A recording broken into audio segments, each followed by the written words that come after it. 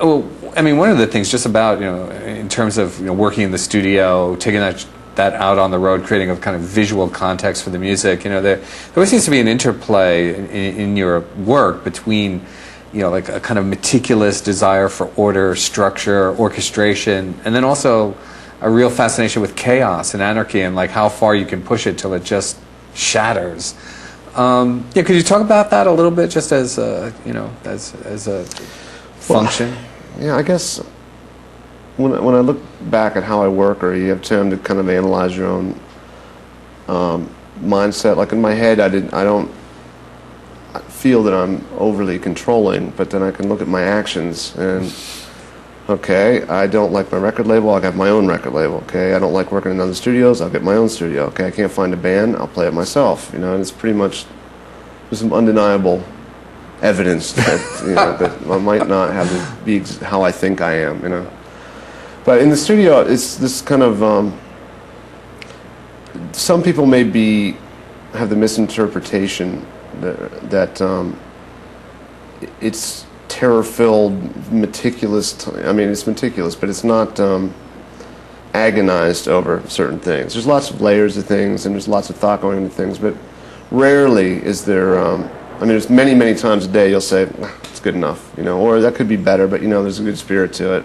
Let's move on. It's not a Steely Dan type, what I imagine. Situation, right. It may not be that way, but in my head, those are the guys that, you're a tiny bit sharp on one note, retake the thing. Me, it's not like that way at all. But there is a lot of care into the overall craft in the studio. Then live, that energy, that chaos, I thrive on it. When things are about to spin out of control, which, especially on the Downward Spiral tour, there was a lot of that. I mean, that element, we really coordinate with security to where it wasn't, it seemed like it was on the verge of a riot, where it seemed, and it wasn't an accident. We thought and everything was planned out, but you weren't.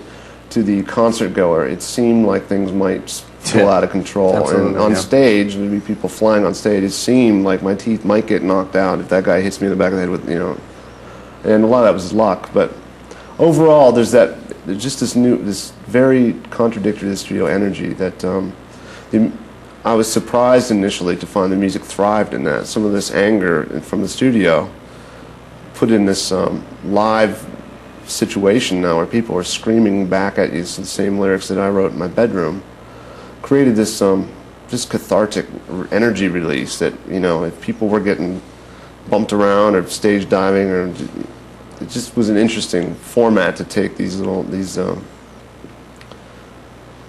carefully messed with things into this new arena, and they seemed to work, and it was fun, it was fun. You'd leave the stage exhausted spiritually, physically, in every way.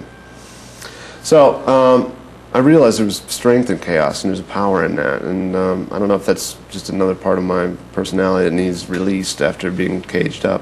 What kind of response would you like, a fan or a listener to have listening to And All That Could Have Been? What, in your mind, putting yourself in the point of view of someone like hearing it, looking at it, what would you like them to feel? Or Well, this record, and as I realize what I'm going to say, it sounds cliched, it's for the fans. But it's not like a giant important statement. It's a live record. But I do think it's something that has merit to it, and it's something I was very proud to present. And if you saw it and were there, it's a reminder of what you saw, or maybe you see more than you did there, or it takes you back to maybe possibly a good place. If you didn't see it, here's a way to experience the best you can via the media that's out there, or the format.